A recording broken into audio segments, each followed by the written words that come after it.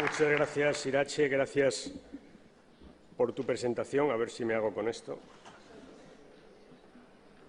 Bueno, gracias a todos por vuestra presencia aquí. Gracias a los anfitriones, a Javier, a la Federación Socialista Asturiana, la única que mantiene el nombre, el resto ya son todos partidos. Federación, de las más antiguas. No se me ocurre un sitio mejor para organizar un debate sobre democracia que en una federación que ha luchado históricamente en condiciones muy duras por la democracia. Por tanto, hemos acertado y no se me ocurre un anfitrión mejor para hablar de la honestidad política, de la credibilidad política, de la solvencia política que Javier Fernández. Lo ha hecho desde esta tribuna con claridad. Por tanto, te agradezco la hospitalidad, te agradezco la cena que montaste anoche. No fue mi mejor noche, tampoco la tuya. Agradezco muchísimo a los compañeros Gaspar Zarrías, Rafa Simancas, Pepe Griñán, que no está, pero al que alguien le dirá que no me mandaran SMS después del partido, se lo agradezco mucho. Esta es la parte mala de la noche. La buena es que vimos el partido Javier y yo y Elena con un conjunto de periodistas que habían venido de Madrid y estuvimos con ellos reunidos. Y fue tal mi decepción que acabó la cena y no me preguntaron por las primarias. Lo cual, bueno. Decía Elena, y tengo que repetirlo mínimamente, ¿no? Este es el cuarto diálogo que organizamos. Cuarto. El primero fue Europa, ¿os acordáis? Hace algunos meses empezamos con Europa. Entonces tuvimos un debate interesantísimo, que es verdad que se reflejó a veces en los medios en forma de debate y la gente dice, anda, si no están de acuerdo, claro, por eso debatimos, claro. Y efectivamente allí hubo dos posiciones, una la que defendíamos quienes pensamos, Enrique lo ha recogido hoy, que Europa se está alejando de los ciudadanos, que estas políticas económicas de Europa están produciendo quiebras fundamentales en la confianza de los ciudadanos en Europa, que paradójicamente los españoles hablamos más de Europa que nunca, pero queremos menos a Europa que nunca. Todo esto estaba ahí, hay quien decía que eso no se puede decir. Un debate interesantísimo que, si os dais cuenta, ahora está de completa actualidad. Ayer Hollande, o antes de ayer, Hollande ha salido hablando de Europa, ha hecho una rueda de prensa de 2 horas y media, 2 horas y media sin plasma, 2 horas y media de rueda de prensa, donde ha explicado su plan para Europa. Ha dicho que quiere una Europa económica, donde ha hablado de la Europa social, de los impuestos.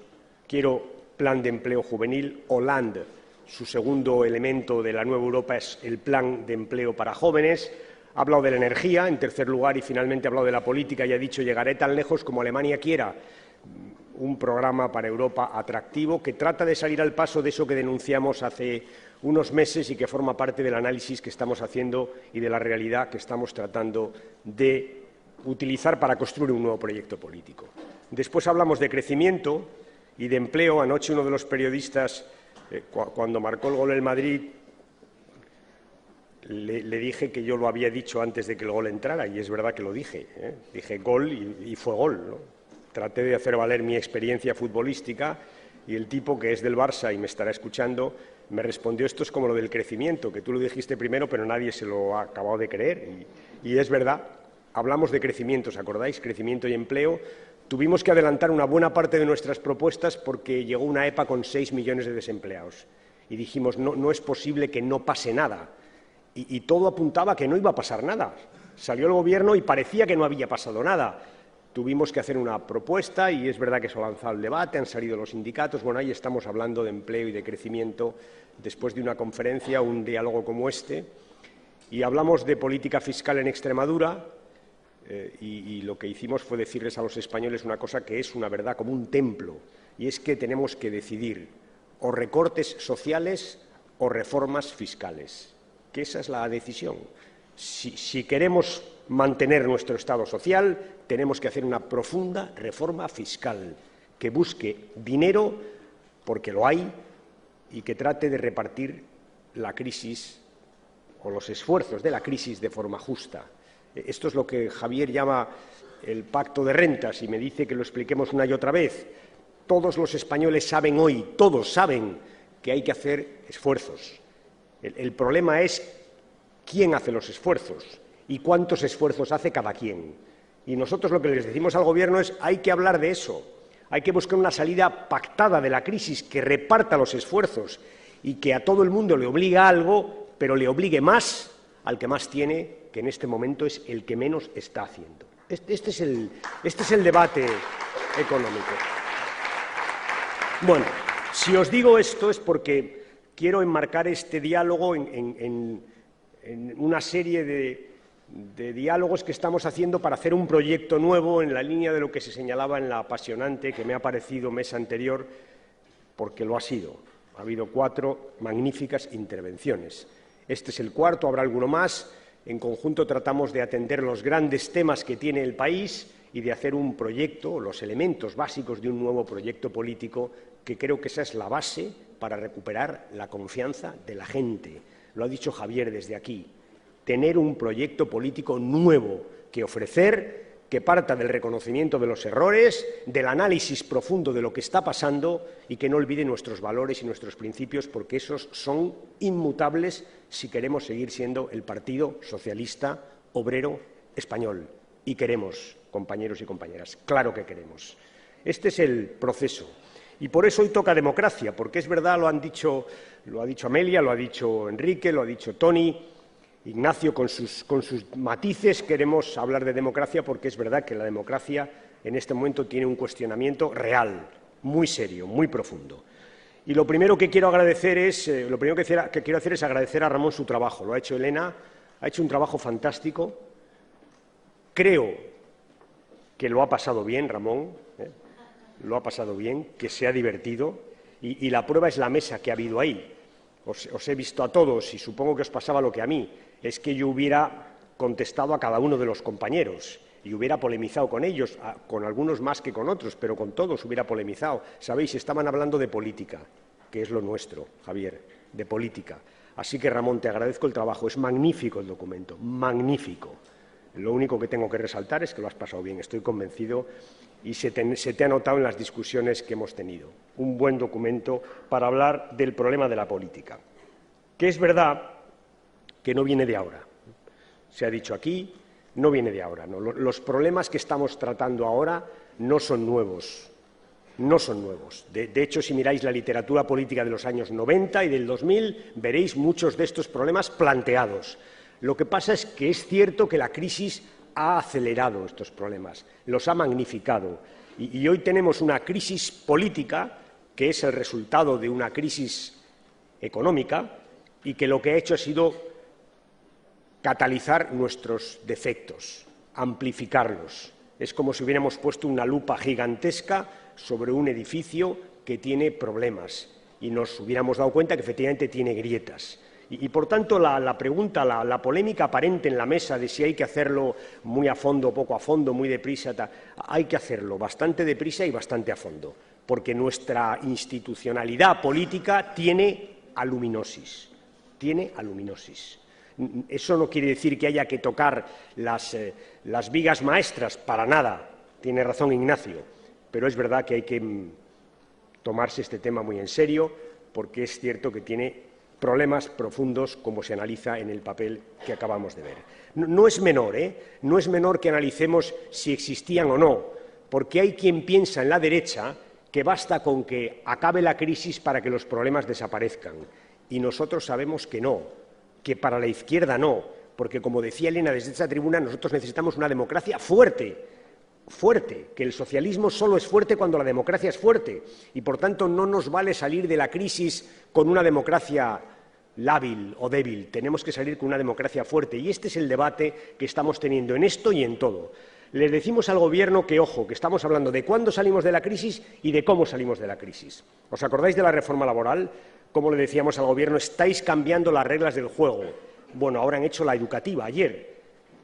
Igual, con la misma pretensión, cambiar las reglas del juego. Y yo os digo, o abordamos los problemas de la política desde ahora mismo y empezamos a poner encima de la mesa soluciones, o nos encontraremos como en la educación y la reforma laboral, que cuando salimos de la crisis hay cosas que no nos gustan nada, y una España que ha cambiado mucho, y en este caso una democracia que no nos gusta nada. Os pondré un ejemplo y luego os hablaré mínimamente de la reforma educativa. La política. Es verdad que el Gobierno no está haciendo grandes reformas políticas, pero hace cosas, Hace cosas. Por ejemplo, la reforma local. La reforma local quita concejales que no cobran. Y es evidente que cuando uno quita representatividad y además no ahorra, lo que está haciendo es quitando democracia. Castilla-La Mancha. La señora de Cospedal ha quitado el sueldo a los políticos, a los diputados. Nos ha retrotraído, Amelia, a la época en la que para hacer política tenías que tener dinero. Esa es una reforma política. Veo a la compañera Maru Menéndez, nuestro número 2 del Partido Socialista de Madrid, a la que, quizá no lo sabéis todos, a la que han castigado con un mes de empleo y sueldo en su Parlamento por haber pronunciado una palabra que es la palabra corrupto. Un mes de empleo y sueldo. Y fijaros, no entro en el debate parlamentario, no entro. Lo que entro es en el fondo de la cuestión, es que hay un presidente del Congreso que se ha creído que es el jefe de personal de los diputados. Es verdad. Es muy grave. Es muy grave. Se lo dije a Maru el otro día y se lo digo en público. Es muy grave. Esto de la libertad de expresión en el Parlamento es muy importante. Muy importante. Y, por tanto, no vamos a consentir que un presidente le quite la palabra a un diputado por un mes y el sueldo porque no le guste lo que ha dicho. Esto son cuestiones de fondo. En resumen, tenemos que tomarnos este tema en serio, porque es serio, porque para la izquierda es fundamental y porque igual cuando salimos de la crisis nos pasa como con las reformas laborales, que en eso sí que no habrá quien, ¿os acordáis de lo de Alfonso, de la España, tal? Eso. Igual que la educación. Esta es la segunda gran reforma, compañeros. Y ya sé que no toca hoy, pero tengo que decir alguna cosa de la educación. Es la segunda gran reforma, la primera fue la laboral, que cambia las reglas del juego. Las cambia profundamente. Cambia las reglas del juego. Y no solo porque, como titula algún periódico hoy, la Iglesia ha ganado, que es verdad que ha ganado, es verdad, objetivamente ha ganado, sino porque hay cambios muy profundos en la educación española, la que hemos construido todos durante mucho tiempo. Y, por tanto, os voy a decir, mirad, es una reforma, es probablemente la reforma educativa que más consenso ha logrado en todas las que se han hecho o de todas las que se han hecho en España. Eso sí, en contra. Y por eso os digo, tiene fecha de caducidad, porque es una reforma profundamente ideológica, tiene fecha de caducidad. Y ya les digo a las editoriales de los libros de texto que no cambien los libros de texto, que esta va a durar muy poco, Pero fijaos, y no lo digo con satisfacción, ya sabéis, porque me lo habéis oído decir, que yo defendía que no hubiera grandes reformas, que creía que nos teníamos que poner de acuerdo en las microreformas, porque había cosas en la educación que empezaban a mejorar.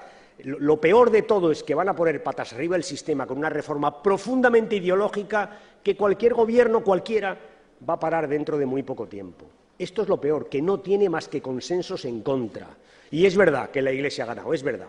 Y yo le preguntaría al señor Wert, ¿qué tiene que ver la calidad de nuestra educación con que la educación religiosa, la religión católica, puntúe para tener becas o para entrar en medicina o no entrar?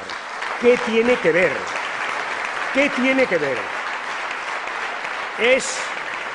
Es pura ideología que nos ha llevado a los 80. Es que aquí hay muchos educadores, los veo. Es que estamos discutiendo, Tini, lo de los 80. Y por eso os voy a decir lo que dijimos con el tema del aborto. Lo dije en el Congreso y lo voy a volver a decir. Si este es el debate, si la derecha española de manos o detrás, me da igual, o de la conferencia episcopal, de la jerarquía, nos lleva a los 80, los socialistas nos sentimos legitimados para viajar a los 80 y replantearnos lo que se hizo en los 80 y, por tanto, revisar el acuerdo con la Santa Sede. Y ¿sabéis qué os digo? Que si esta ley, la ley Wert, deja la educación como está en el proyecto, es decir, como en los 80, nosotros plantearemos formalmente la revisión del acuerdo con la Santa Sede. Lo plantearemos. Es así. Pero, fijaos, pero atender al argumento, porque Amelia decía, y es verdad, es muy importante ser coherentes. Nosotros hemos gobernado muchos años con ese acuerdo, muchos años. Hemos gobernado con ese acuerdo, porque nos parecía que tenía un grado de consenso aceptable y en el marco de ese consenso hemos buscado fórmulas. Y yo lo he dicho alguna vez en público, yo he sido ministro de Educación y si me preguntas cuál es el modelo de la educación religiosa en la escuela pública, yo te diría el francés, el modelo francés. Que es que cuando acaban las clases el que quiera se queda y tiene religión. Ese es el que más me gusta, que es respetuoso con la convicción religiosa de la gente, pero al mismo tiempo respetuoso con que la escuela no puede tener una creencia religiosa. Y sin embargo no lo pude aplicar nunca y defendí el otro porque buscaba el consenso. Ahora rompen el consenso. Es lo que os trato de decir. ¿Nos vuelven a los 80? Pues bien, volvamos a los 80. Pero defendamos lo que hemos hecho. Hemos defendido un consenso que están rompiendo. Y es por eso por lo que les decimos lo vamos a pedir o vamos a pedir el cambio. Y os voy a decir otra cosa más. Hay quien dice, pero como no gobernáis no tiene importancia. Tiene mucha importancia, mucha. Porque si el Partido Socialista, por esto o por el aborto, que haremos lo mismo si es que lo hacen, pone en cuestión el acuerdo con la Santa Sede, ya nunca más va a dejar de hacerlo. Nunca más. Es irreversible. Esa es una posición del Partido Socialista irreversible. Por tanto, que no se lo tomen en broma, porque este es un partido que va a volver a gobernar. Y el secretario general del PSOE dice hoy formalmente que si cuestionamos y lo haremos en el Parlamento este acuerdo, lo haremos para siempre y lo cambiaremos cuando gobernemos. Esto es lo que es. Por tanto, no es una broma. No es una broma.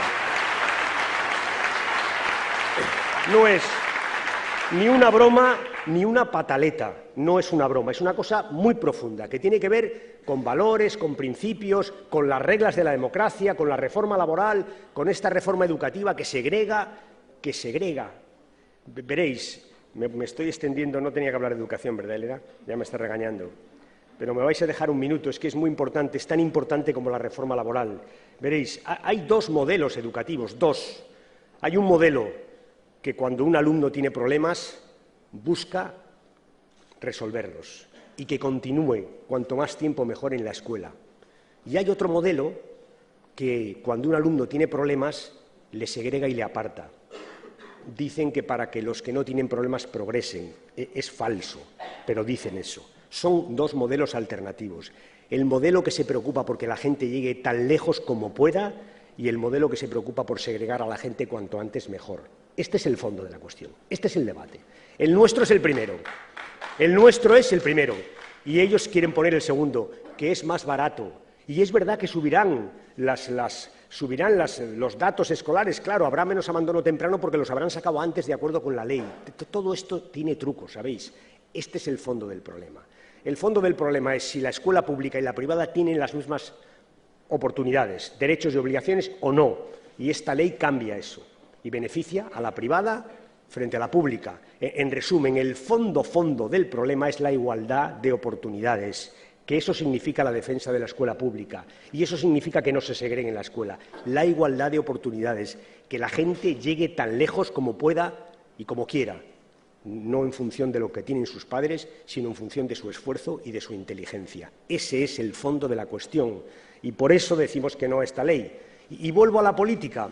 Nos puede pasar con la política como ha pasado con las relaciones laborales o como puede pasar con la educación si no paramos la ley Wert. Es que salgamos de la crisis, que saldremos y nos encontremos con cosas que no nos gustan nada. Por esto este debate es absolutamente pertinente, para plantear lo del futuro y lo del presente, para plantear la oposición que tenemos que hacer a partir de mañana y el proyecto que tenemos que ofrecer los socialistas en la próxima contienda electoral. Las dos cosas son compatibles y las dos las tenemos que hacer ahora. La crisis. Dejadme que os diga otra cosa más que tiene que ver también con nuestra política, ¿no? La crisis, ¿no? Es verdad que tiene un origen económico, es verdad que la gente, lo hablaba con Javier, la gente desconfía de la política porque la política no le resuelve los problemas, si es así de sencillo.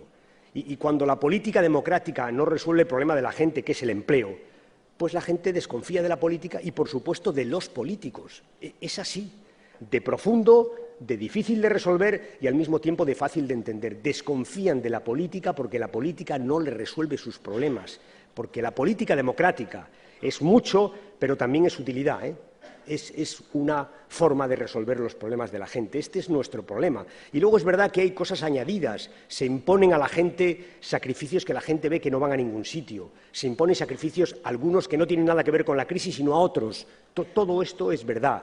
Y a los socialistas nos reclaman al mismo tiempo ser útiles y hacer oposición. Las dos cosas, pactos y consensos. Y este es el fondo que os quería decir. Veréis, hay muchas definiciones de democracia. Muchas. Me vienen a la cabeza las de Churchill, que era un tipo que definía la democracia en cada discurso que hacía, ¿no? Y que dijo eso, es el peor sistema del mundo, salvo, ¿no? ¿Os acordáis, no? Y lo del lechero, que a mí me gustaba muchísimo, a los ministros del Interior les encanta la del lechero, esa de, ¿no? La democracia, ¿sabéis?, es el régimen en el que uno sabe que si llaman a tu puerta a las 5 de la mañana siempre es el lechero. Pues bien, eso, bueno. Os voy a dar la mía para esta, que me permiten los politólogos, Enrique, la mía. Democracia es un sistema en el que juega el gobierno, la oposición y el consenso. Las tres cosas. Todo eso es democracia. Gobierno, oposición y consenso. Eso es democracia, ese juego complicado. Y cuando la democracia tiene problemas, y es el caso, todos los actores tendrían que esforzarse porque todo esto funcionara lo mejor posible. Eso significa que el Gobierno tenía que ser más escrupulosamente democrático que nunca. Por eso el rechazo que me provoca esa expresión de Gallardón, ¿os acordáis que trajo otra vez Aznar a la palestra cuando dijo vamos a ir sin complejos en la ley del aborto? ¿Os acordáis de esa expresión? Eso es tremendo. Sin complejos, eso es tremendo. Significa algo así como paso de todo. Esto es lo que está diciendo Gallardón. Como tengo mayoría absoluta, impongo mis reglas. Pues bien, le digo a Gallardón, te vas a encontrar con los socialistas defendiendo la libertad de las mujeres para decidir sobre su embarazo. Te vas a encontrar. Por tanto, al gobierno hay que pedirle que sea más escrupuloso que nunca con las formas democráticas. A la oposición también. Tiene razón, Amelia. Tiene razón, nos tienen que pedir que seamos escrupulosos con las formas democráticas, que ejerzamos la oposición dentro de los cauces de la democracia, que todos sabemos lo que significa. Y eso a veces, pues eso, te lo agradezco que lo hayas dicho tú y así puedo remitirme a ti, pero en realidad quería decirlo yo. Y tercero, el consenso, que es muy importante. El consenso es parte del juego democrático. La buena democracia es aquella en la que los grandes partidos hacen consensos sobre las normas que nos afectan a todos, a la convivencia. Estas son las tres cosas. Por eso yo sostengo, y lo vuelvo a defender hoy aquí, que si queremos o nos preocupamos como estamos por la democracia, lo que tenemos que hacer es, en nuestro papel actual, ejercer lo mejor que podamos el papel democrático que nos otorga el sistema, que es una buena oposición y ofrecer consensos cuando creemos que los consensos son precisos justamente para reforzar la democracia. Dos cosas os diré. El otro día empecé a decirle a Rajoy un argumento que no me dio tiempo por estos debates terribles de 3 minutos que decía Enrique, pero que me parece muy de fondo. Veréis, la estrategia del PP consiste en ningunear nuestras alternativas. Las ningunean, las ponemos encima de la mesa. Son sensatas, y es verdad que algunas no solo sensatas, es que son muy buenas y acabarán aplicándose. Y, de hecho, el PP tiene una larga historia de aplicar las nuestras y luego hacer como si fueran suyas, ¿no? La primera es ningunear. Siempre me ha parecido poco democrático ningunear las propuestas de la oposición. Pero os digo, ahora, cuando hay una crisis muy profunda de la democracia, es mucho menos democrático que nunca, porque le está negando a los ciudadanos el debate entre oposición y gobierno.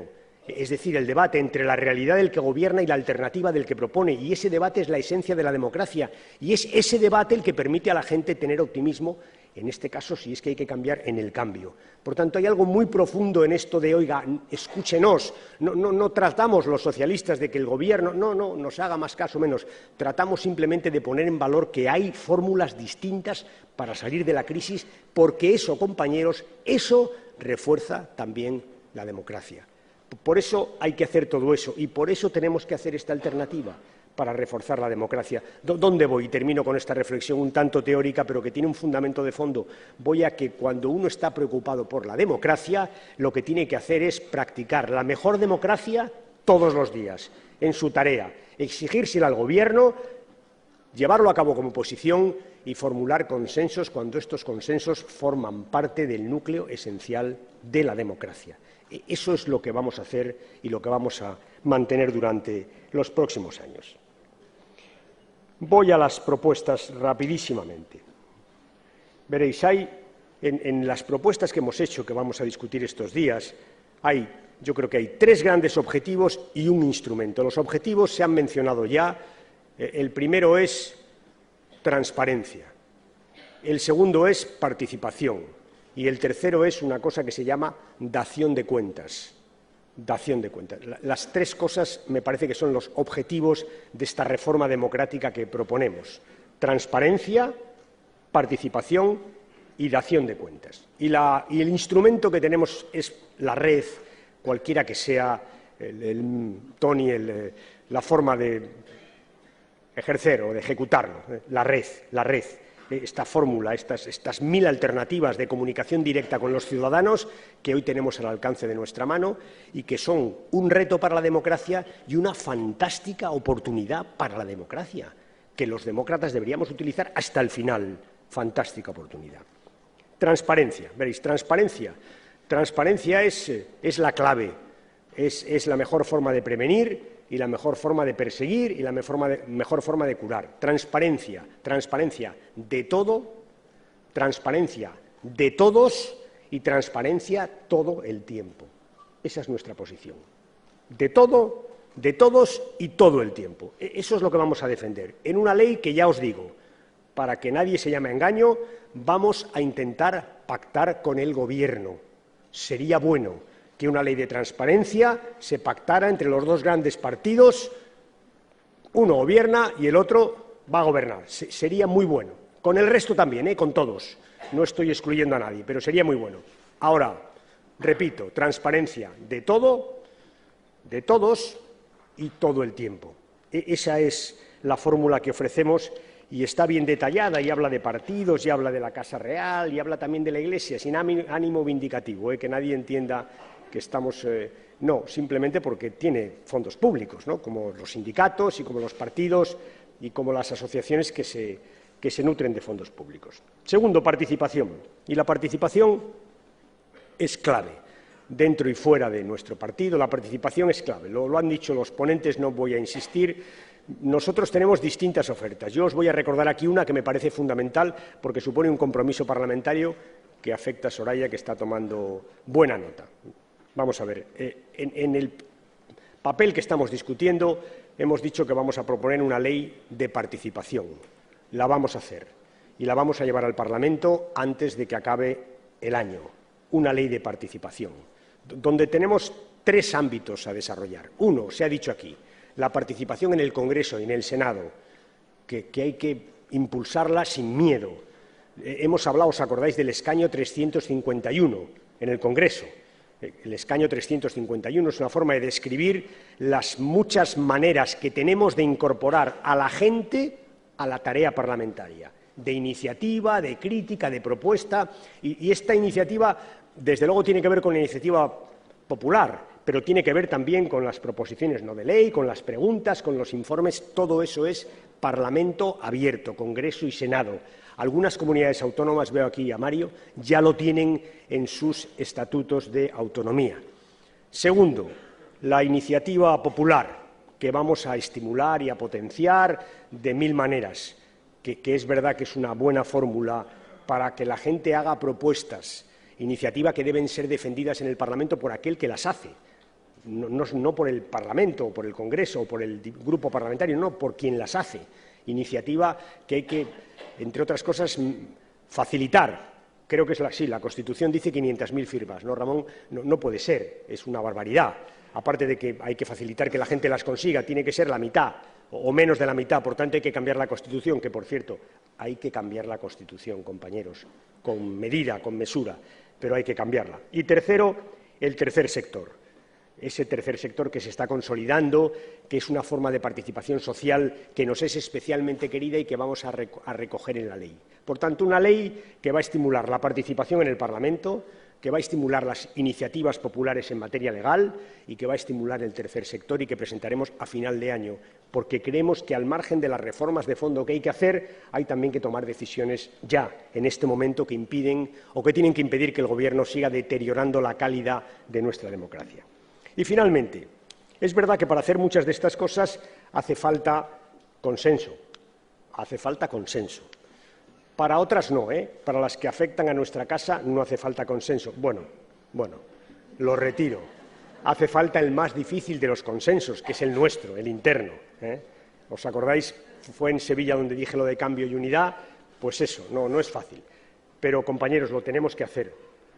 Lo tenemos que hacer sin prisa, o mejor, con prisa, pero meditadamente, que no es incompatible. Y la forma de acompasar la prisa que tenemos para hacer estos cambios con la prudencia que los debe iluminar es la participación, es que todos participéis. Pero estos cambios, compañeros, hay que hacerlos, empezando por el de las primarias abiertas, que ya está.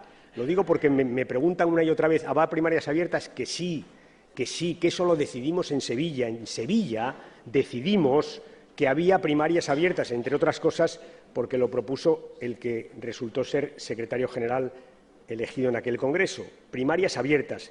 Ahora hay que discutir cómo las hacemos, pero eso ya lo hemos decidido. Pero hay que hacer muchas otras cosas, muchas. Y hay que hablar de nosotros mismos.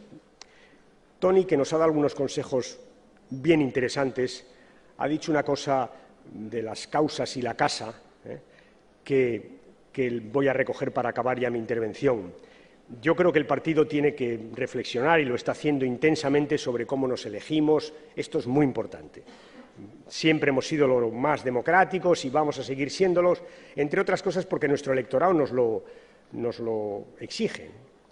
Uno no puede dejar de observar con estupor cómo, Rodolfo, han cambiado en el País Vasco al líder, a su secretario general, ¿no? Han quitado a Basagoiti, que se ha ido, por cierto, que se ha ido.